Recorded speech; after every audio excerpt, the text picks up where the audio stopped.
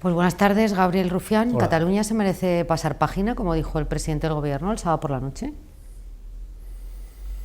Yo creo que seguramente no estaremos de acuerdo con la expresión del presidente Sánchez, porque seguramente lo dirá en un sentido que nosotros no estamos de acuerdo. Yo creo que incluso es bastante insensible, y creo que ser muy generoso calificar de pasar página una situación en la que la gente no puede ejercer su cargo público, en definitiva, un derecho fundamental como es el de ejercer la política, porque está en la cárcel o está en el exilio por un referéndum, ¿no?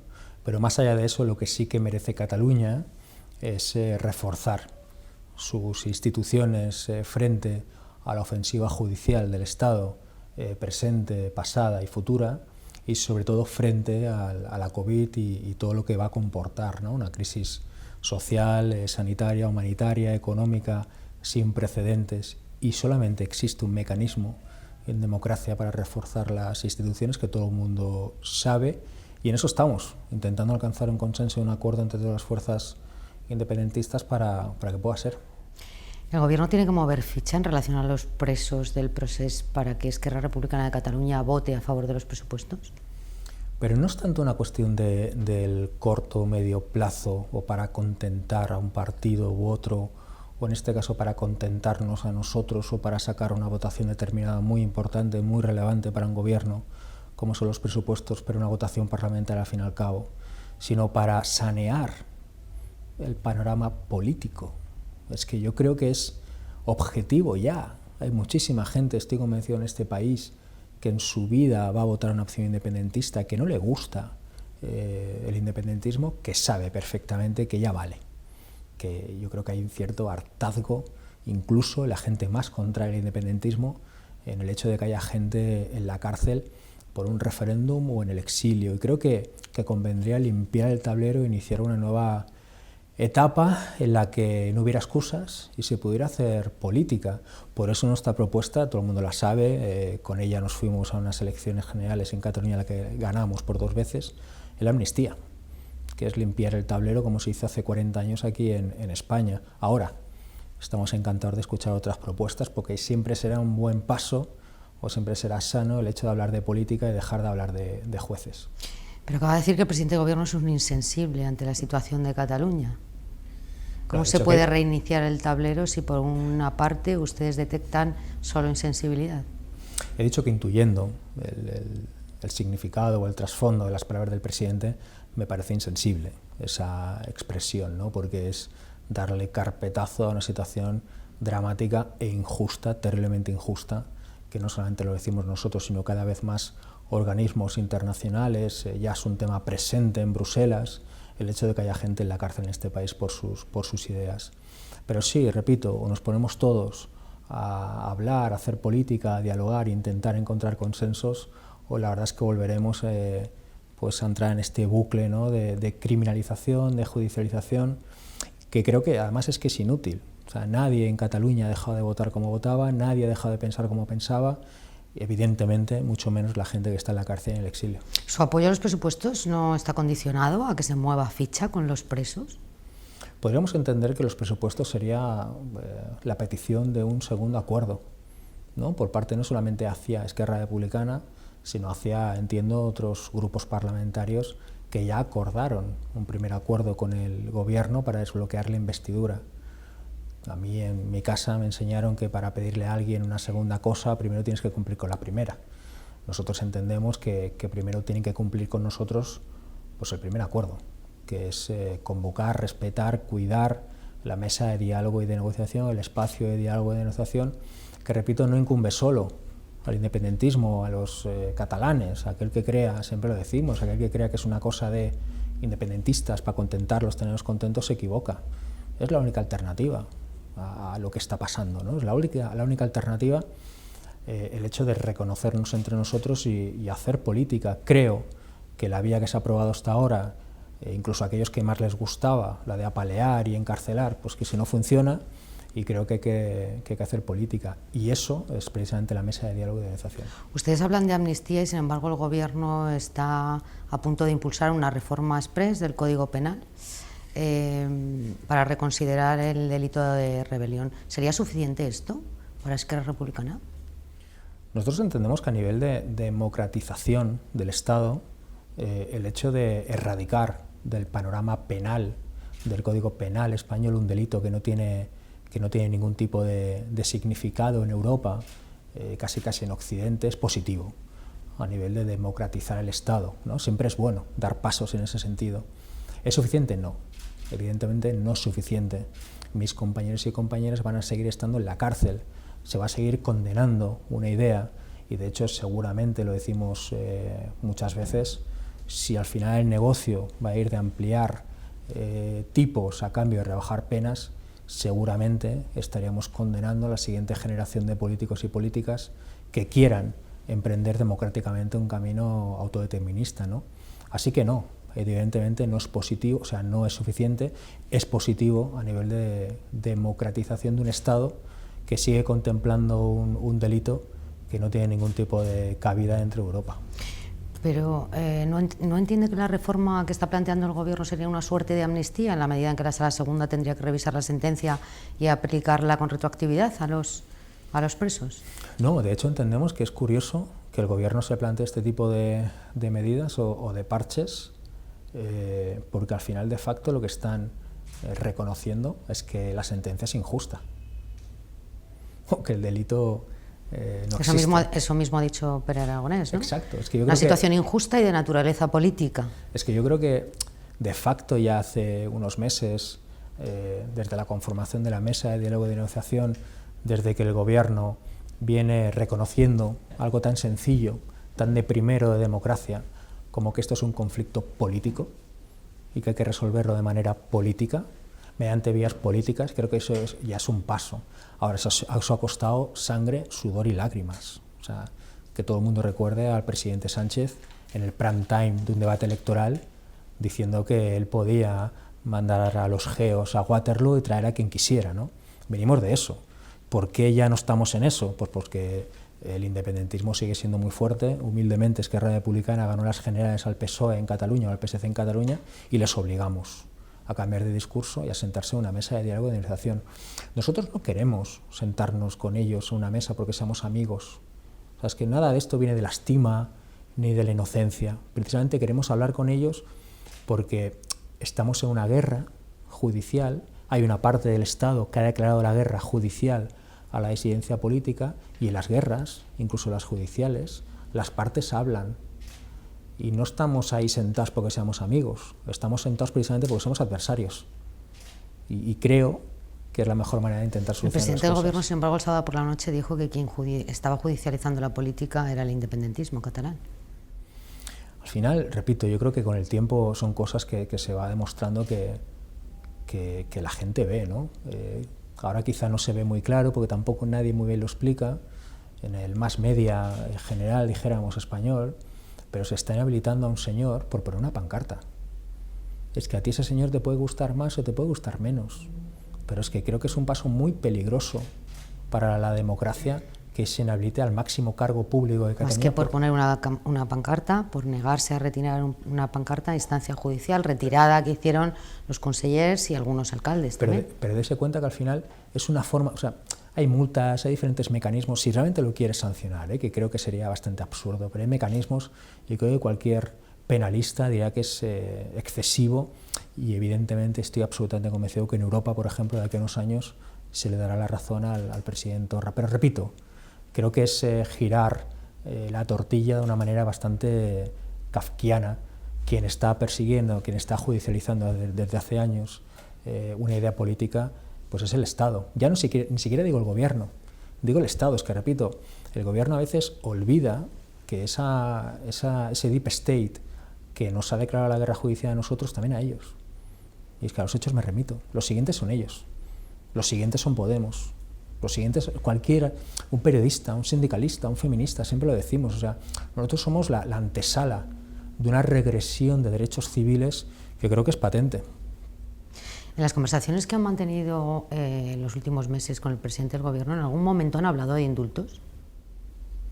No, yo creo que primero por elegancia y por discreción nunca entro a explicar en el fondo, ¿no?, las conversaciones que que tengo con cargos tan importantes, en este caso como el presidente Sánchez, también con ministros, ministras, también con evidentemente cargos electos de Cataluña. Creo que sería poco elegante por mi parte. Lo que siempre Esquerra Republicana les hemos transmitido como el principal grupo catalán en esta Cámara es el hecho de que hay que solucionar la situación, que no puede ser, que no tiene ningún tipo de sentido que haya todavía personas en la cárcel o en exilio por sus ideas. Yo hay algo que siempre explico, y lo vuelvo a repetir aquí, a mí hay muchísima gente que se me acerca, tanto aquí en Madrid como en Cataluña, algunos con un lazo amarillo, otros con una bandera de España aquí en la muñeca, y me repiten casi todos lo mismo: hay que arreglarlo. Unos te lo dicen en catalán, otros te lo dicen en castellano, pero todos casi todos repiten lo mismo: hay que arreglarlo. Y estamos para hacer nuestro trabajo, y nuestro trabajo es dialogar. Y como ya dije hace unos meses, creo que la política, los políticos somos de los pocos sectores profesionales en los que se dice: no me cae bien, no me gusta lo que dice, no me gusta lo que piensa, no hablo con él, no hablo con ella. No tiene ningún sentido. De hecho, yo creo que el futuro de la política es el diálogo y el pacto entre diferentes. Pero si el Gobierno no contempla la amnistía y a ustedes no les es suficiente la reforma express del Código Penal, ¿cuál es el punto intermedio para desbloquear la situación? Seguro que lo hay. Ya lo importante... ¿Cuál se le ocurre? Ya lo importante, lo relevante, les repito, es que ya estemos hablando de política. Nosotros tenemos dos propuestas: amnistía, referéndum. Son propuestas que esperan contrapropuestas. Lo positivo es que ya existe un espacio, por eso es tan relevante la mesa de diálogo y de negociación entre gobiernos. Ya existe un espacio creado, que ya es mucho, parecía imposible hace un año y medio. Yo recuerdo en campaña, a mí me decían que era imposible. Y nosotros decíamos: si ganamos, les obligaremos, porque son números, es pura aritmética. Bueno, hubo que ir a elecciones precisamente porque no era posible entonces. La aritmética permitió, después de esos resultados, que nosotros fuéramos imprescindibles y poder pedir algo tan de primero de democracia como una mesa de diálogo y de negociación. La relevancia de eso es el hecho de que ya se va a hablar de propuestas, contrapropuestas. Nosotros diremos lo que pensamos que es lo mejor, ellos también, y creo que es un paso, repito, es que nos deberíamos sentir muy orgullosos de ello. Si en democracia hay que hablar con el diferente, como acaba de decir, sea periodista, político, en cualquier otro ámbito, ¿por qué el veto a Ciudadanos en la negociación presupuestaria? Primero es curioso porque nosotros, cuando decimos que con Ciudadanos no sería conveniente porque es un partido de derechas, ¿no?, pactar unos presupuestos progresistas, eso es un veto, no lo digo tanto por su pregunta, y cuando Ciudadanos dice con Esquerra no, que son independentistas, es una condición, ¿no? Eso ya es como algo ya curioso. Nosotros decimos algo muy claro: si realmente se quiere pactar unos presupuestos progresistas, unos presupuestos expansivos que realmente decidan o que incidan en la vida de la gente, que los 70.000 millones de euros de transferencias directas de Europa sean para sacar a la gente del agujero en el que ya está y estará, ¿no?, frente al mayor precipicio económico en 80 años, hombre, yo creo que es complicado hacerlo con un partido que gobierna con Ayuso en Madrid y con Vox en Andalucía. Pero ustedes gobiernan en Cataluña con un partido de derechas, muy de derechas. Ahora voy a eso. Creo que es complicado hacerlo con Ciudadanos, creo que es mucho más sencillo hacerlo con aquellos, es que no solamente nos incluye a nosotros, sino con todos aquellos y aquellas que desbloqueamos esta investidura y permitimos una coalición que parecía imposible, como es la del PSOE y la de Podemos. Es decir, creo que es mucho más natural seguir con ese espíritu de la investidura que no meter a uno de los partidos de la derecha en esa ecuación, porque al final la operación va mucho más allá de los presupuestos. Meter a Ciudadanos en la ecuación es permitir que en un hipotético futuro electoral, Ciudadanos, quizá haciéndose o acercándose a esa especie de derecha tecnócrata útil, ¿no?, merkeliana, pueda acercarse a los números que tenía hace un año y medio. Eso saca de la ecuación para los próximos 10 años a Podemos. Y eso lo tiene que saber Podemos. Y nosotros lo hemos transmitido a las compañeras y compañeros de Unidas Podemos. No solamente nos sacarán a nosotros de la ecuación, sino también a vosotros, porque el PSOE podrá escoger entre unos y otros. He aquí la importancia de intentar frenarlo. Segunda derivada, repito, en cuanto a salud, educación, inversiones, igualdad, hombre, yo creo que si realmente quieres una salida progresista, no como la de 2008 a esta crisis, que es mucho más sencilla hacerlo con Esquerra que con Ciudadanos. Sí que es cierto que nosotros venimos, y ahora le respondo a la réplica de Macía, venimos de una coalición muy complicada en Cataluña, que ha comportado enormes victorias, también enormes contradicciones, que es el futuro de la política. Nosotros aquí, se lo dijimos a Unidas Podemos durante mucho tiempo, ya os tocará las coaliciones complicadas con espacios políticos muy diferentes al vuestro. Y creo que la monarquía, por ejemplo, es un hecho que tensiona mucho a este gobierno, ¿no? Igual que otros temas que a nosotros nos tensionan. Ahora bien, guste más o guste menos, el espacio de convergencia comparte con nosotros un fin, igual que el espacio de las CUP. ¿Qué fin comparte Ciudadanos con Unidas Podemos, por ejemplo? Quiero decir, tiene que haber, al final la política es como la música, te tiene que sonar bien. Si hay algún instrumento que ya que desafina, y creo que en esa orquesta, Ciudadanos no es que desafine, es que se va a cargar la guitarra. ¿Hay una operación salvar a Ciudadanos, como dice Pablo Iglesias? Yo creo que es obvio, creo que además todo el mundo sabe que, y el propio Sánchez lo sabe perfectamente, que va a vivir mucho más cómodo. El PSOE sabe que va a vivir mucho mejor con gobiernos, con Ciudadanos, que con Unidas Podemos. Nosotros lo vemos diariamente en el Congreso, un gobierno, que lo digo con cariño, sobre todo hacia los compañeros de Unidas Podemos, tampoco no es que haya sido la panacea en cuanto a políticas progresistas o sociales, ha hecho lo justito, cosas muy positivas, pero lo justito. Se le califica cada día de gobierno socialcomunista. Hombre, seguramente con Ciudadanos eso no te pasaría, ¿no? Pero bueno, sí que es cierto que la operación, repito, va mucho más allá de los presupuestos. Creo que los compañeros de Unidas Podemos lo han entendido y creo que sí, que hay que intentar respetar y cuidar el espíritu de la investidura. Esquerra Republicana, al final, como mensaje final, no se va a excluir de esta negociación. En todo caso, la excluirán, pero no se va a excluir. Nosotros no vamos a ser excusa para pactar estos presupuestos con Ciudadanos, no lo vamos a hacer.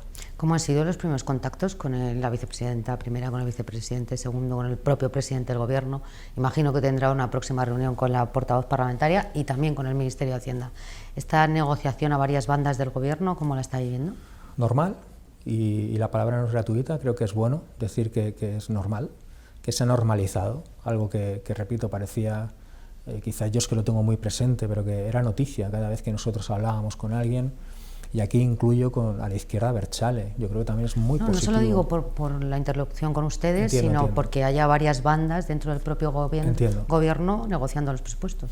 Primero, en cuanto al hecho, creo que es positivo, y segundo, también normal, forma parte de un gobierno de coalición. A nosotros también nos pasa, es que nosotros estamos, o no somos nadie para dar lecciones en cuanto a esto. Yo veo normal que tenga que ir a la mañana a hablar con el vicepresidente Iglesias, a la tarde con la vicepresidenta Calvo. También pasa en Cataluña. En Cataluña seguramente en un momento dado tengas que hablar con Pere Aragonés y por otro lado con Meritxell Budó, ¿no? Y puede llegar a aparecer, pero es lo que hay en un gobierno de coalición. En cuanto al contenido, como le comentaba antes, por elegancia no voy a entrar, también por discreción no voy a entrar. Sí que es cierto que con la vicepresidenta Calvo quizá fue todo mucho más protocolario en cuanto al calendario legislativo que se nos presenta, y con Iglesias más de compartir diagnósticos, hablar más quizá de política, de escenarios a medio y largo plazo. Y menos de presupuestos. Y menos de presupuestos. Es decir, que la reunión de Pablo Iglesias en definitiva no fue para hablar de presupuestos, sino para hablar de política. Tampoco se crea que son reuniones en las que se habla mucho de presupuestos. Quizás se publica mucho más que hablamos de presupuestos que de lo que realmente se habla. Hablamos más quizá de cómo preveemos, que creo que también es positivo, el medio y largo plazo, y sobre todo lo que tenemos enfrente, que repito, no solamente es la COVID y el conflicto con Cataluña, sino evidentemente también el fascismo que está organizado aquí en España en un partido llamado Vox, y que creo que nos debería, bueno, hacer reflexionar a todos. ¿En qué sentido? La izquierda tiene que hacer de izquierda. Ya está. Yo creo que si hace unos meses nos llegan a decir que estamos compitiendo por la calle con banderas en la mascarilla, alucinamos, ¿no? Y esto está pasando. Y creo que esta gente está interpelando ya a la clase obrera, y creo que es terriblemente peligroso. Si lo he entendido bien, solamente la mayoría de la investidura es la única que garantiza la estabilidad de esta legislatura. No ve legislatura más allá de la mayoría que hizo posible la investidura de Pedro Sánchez. Creo que es más una pregunta para el Gobierno que para nosotros. Yo creo que, repito, la palabra tampoco es gratuita, lo natural sería respetar ese espíritu, los 180 diputados que dimos, ¿no? que favorecimos aquello, formaciones políticas muy diferentes, PNV, Bildu, Compromís, también Esquerra Republicana, Convergencia, etcétera, etcétera. Creo que eso debería ser un motivo de orgullo para mucha gente. Nos sorprende que se quiera en esa coalición meter a Ciudadanos, porque no solamente nos elimina a nosotros, sino que elimina a gran parte de la izquierda plurinacional que hay en ese hemiciclo, y de la única manera que se entiende es de esa especie de operación de salvar al soldado Ciudadanos, ¿no? Pero por mucho que Edmundo Val suene mejor que Toni Cantó, es que siguen siendo exactamente los mismos y las mismas que se hicieron la foto en Colón.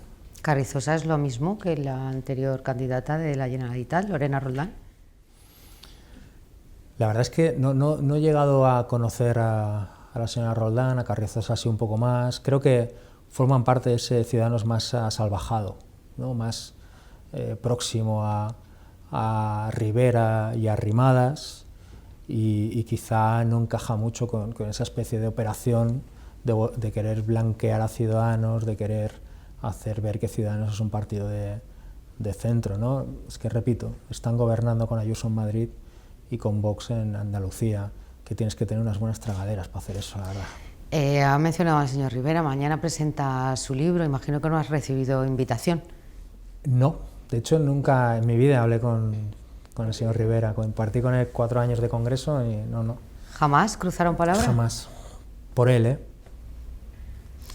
¿Cree que es firme su decisión de abandonar la política o que no hace nada más que pequeñas incursiones? Yo creo que Rivera primero dejó de ser útil para aquellos que le ficharon, financiaron y auparon, pero hay que reconocerle cierta, temeridad, ¿no? En el sentido de decir, él planteó lo siguiente, ¿no? César o nada, ¿no? Yo no quiero ser lo que me habéis dicho que tengo que ser, ¿no? Bisagra aquí para intentar frenar a Unidas Podemos pues para la eternidad, ¿no? Los gobiernos de España.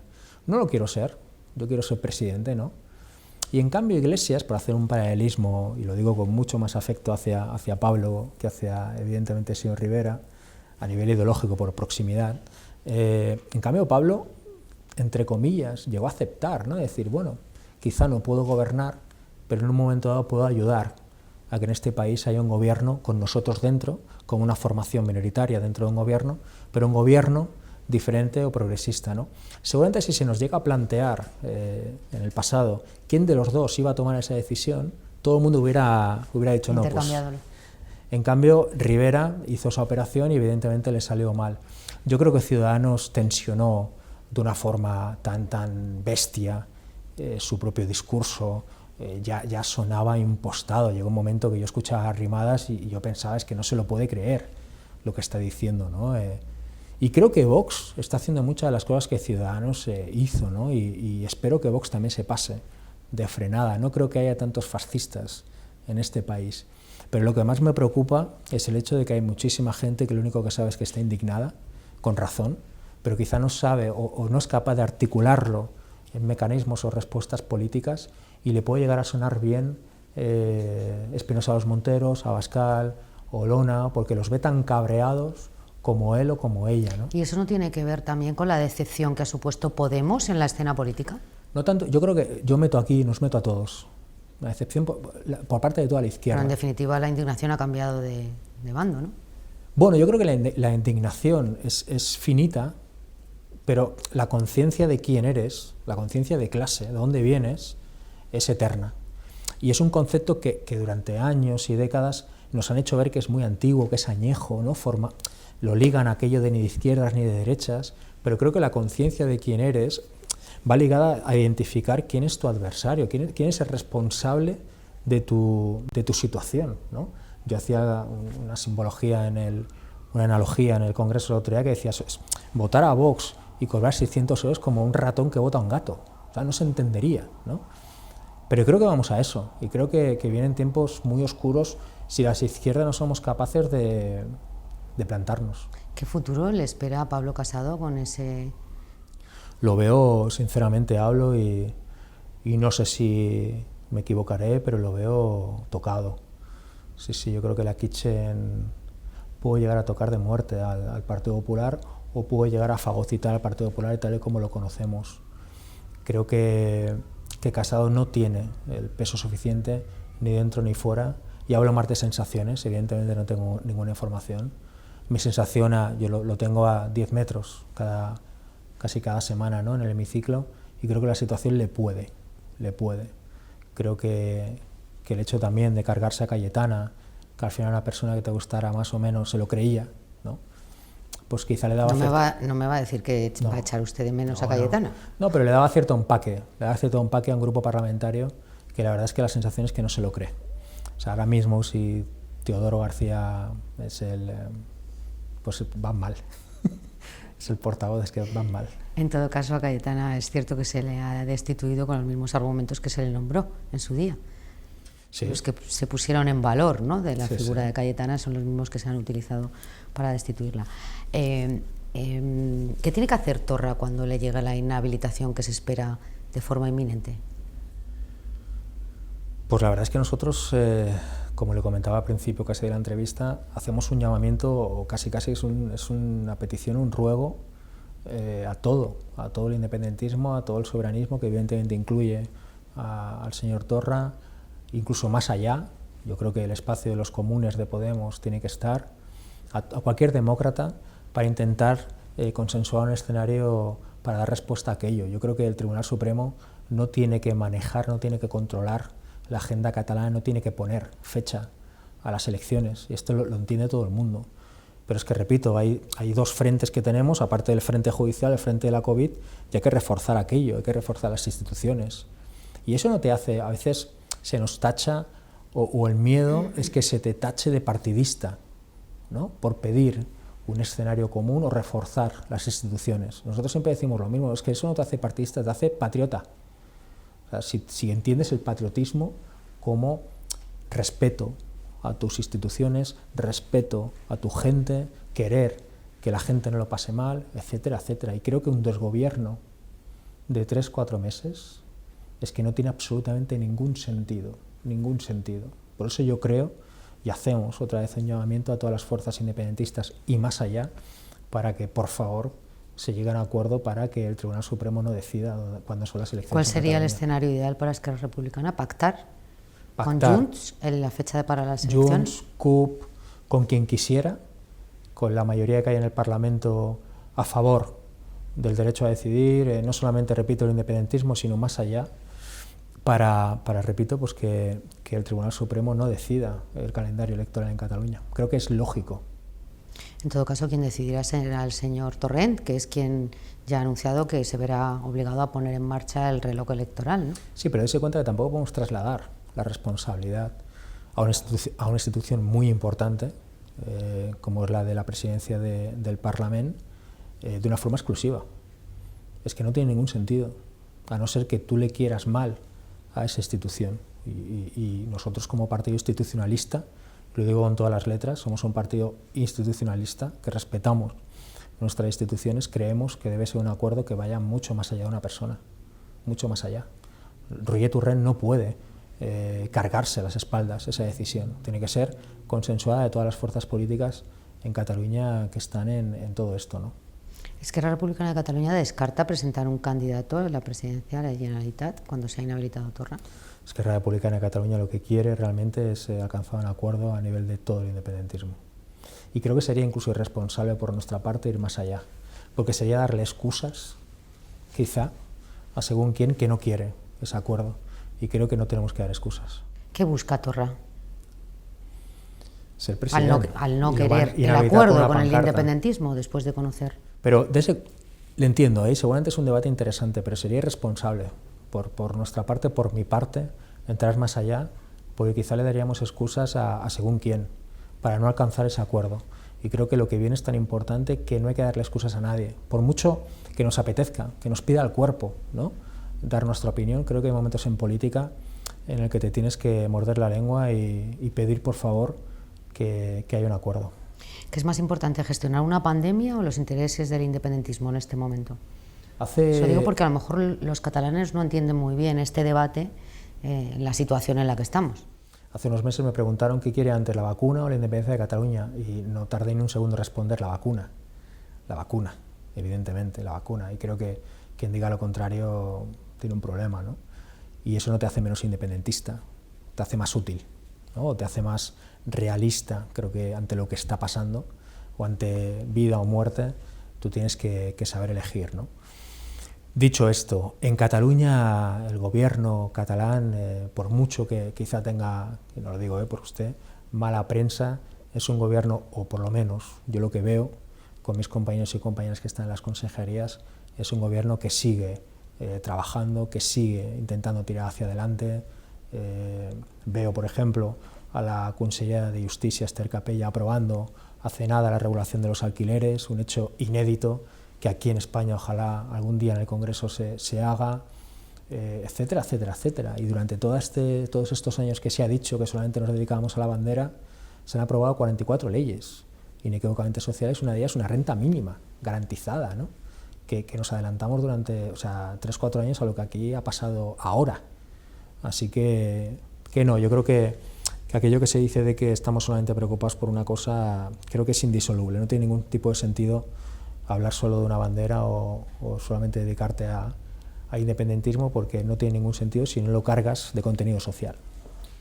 ¿He hablado con Sánchez o con Calvo o con Iglesias o con alguno de los interlocutores del gobierno con los que se ha visto en las últimas semanas de la convocatoria de la mesa de diálogo? ¿Cuándo puede ser esta?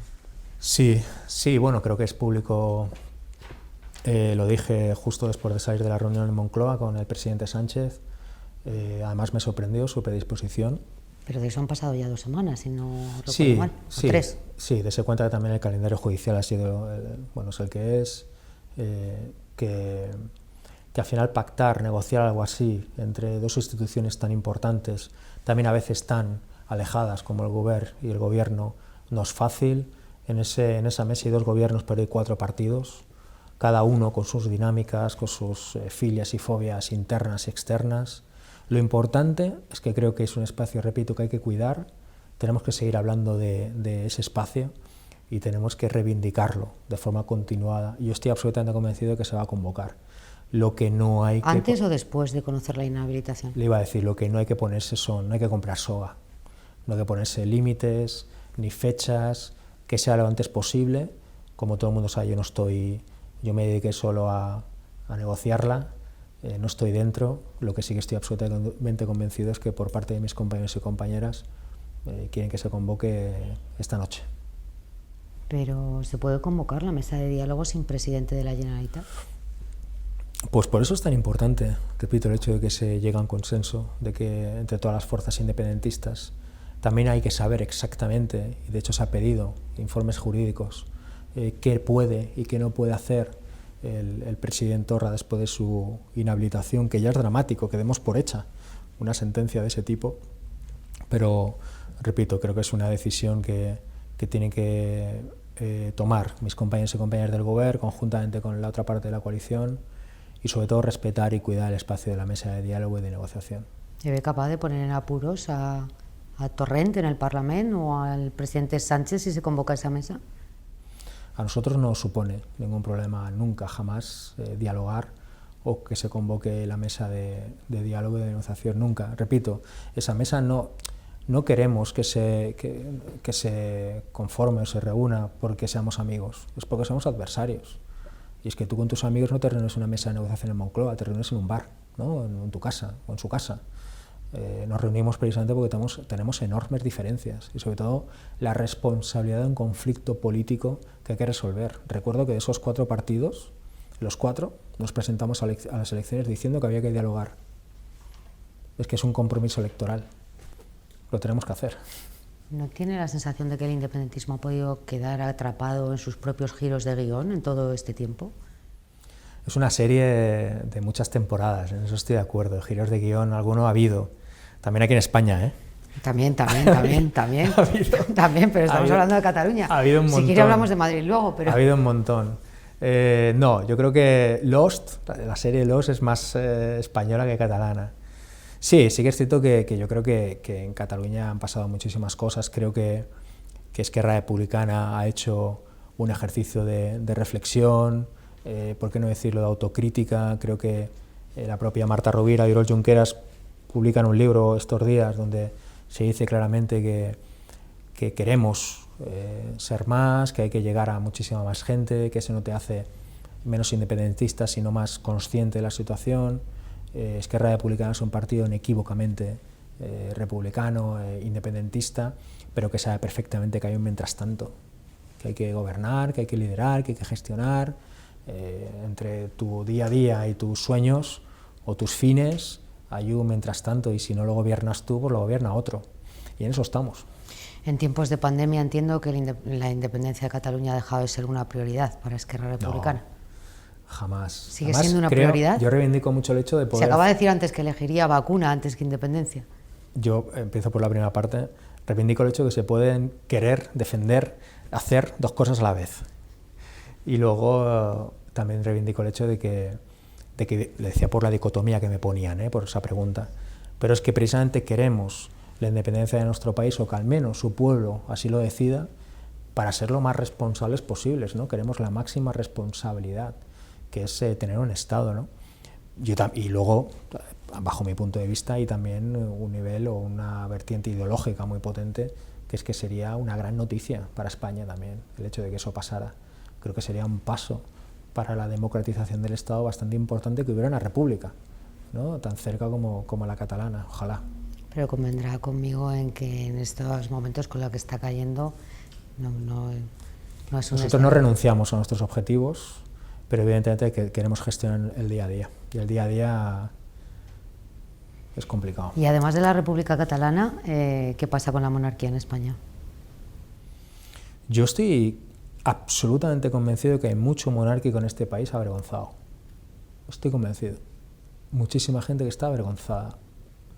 Y que le duele que un señor que ellos admiraban y que ellos respetaban y tal, se haya fugado a estar en una habitación de hotel de lujo en un régimen totalitario, ¿no? Como los Emiratos. Estoy absolutamente convencido. Y creo que la monarquía tiene un futuro bastante negro. Y creo que sí que es cierto que en este país, tarde o temprano, al PSOE le va a salir caro vetar según qué iniciativas, como puede ser una comisión de investigación, como puede ser un referéndum, como puede ser... Y repito, no tiene absolutamente ningún sentido que haya una familia que por su apellido, pues que esté donde esté y que cobra lo que cobra, ¿no? Sin que le haya votado nadie.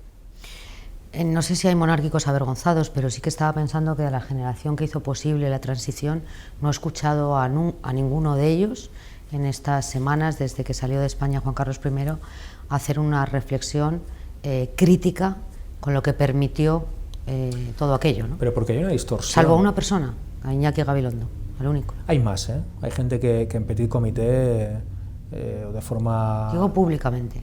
Exacto. Pero yo creo que es porque hacen una mala mezcla de lo que es el patriotismo, de lo que es la defensa de tu país, ¿no? con una postura acrítica o incluso de aplaudir corruptelas tan flagrantes como esto. Es que lo que está sucediendo estos meses no va de república o monarquía, no va de republicanismo, o no son republicanos contra monárquicos.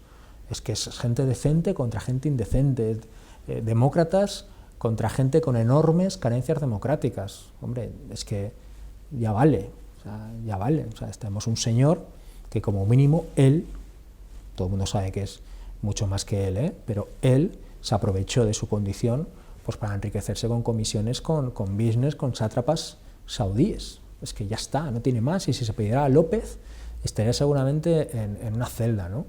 Y creo que saber eso, por mucho que se ha pedido Borbón, y denunciarlo, es que no te hace, por hacer un paralelismo que no tiene absolutamente nada que ver, pero Pujol sería una figura que durante mucho tiempo atesoró un poder en Cataluña muy similar, ¿no?, al de Juan Carlos de Borbón en España. Yo quiero que Pujol algún día dé explicaciones frente a un juez, y eso a mí no me hace menos catalán o menos medio pensionista. O sea, lo que me hace, creo, es más demócrata o más decente o más, ¿no? Porque me da igual cómo se apellide o las ideas que tenga o del partido que sea, ¿no? Y creo que esa reflexión en España pues todavía no ha llegado en muchos sectores. ¿Qué tendría que hacer Felipe VI para trazar una línea divisoria o para recuperar o restaurar la credibilidad perdida o la... Entregar la corona y presentarse en las elecciones. ¿En qué tiempo lo ve posible eso? Pues creo, yo llevo 5 años en esto y que parecen 5 siglos, y he visto cosas que parecen impensables, que a veces no somos conscientes, y además cosas que la gente aseguraba que se iban a quemar las calles, ¿no? Yo recuerdo que frente a una hipotética coalición PSOE-Podemos parecía que se iban a quemar las calles, ¿no?